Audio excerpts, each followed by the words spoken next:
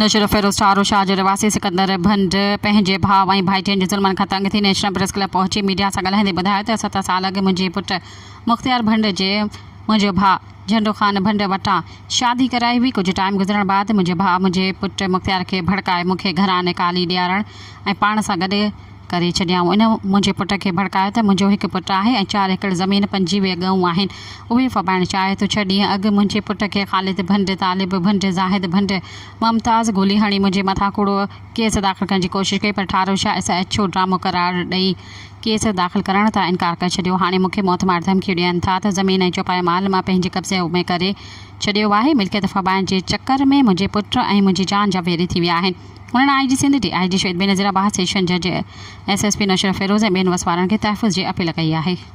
Subscribe कयो अवामी news HD खे ऐं ताज़ा तरीन ख़बरुनि लाइ ॾिसंदा रहो अवामी न्यूज़ HD।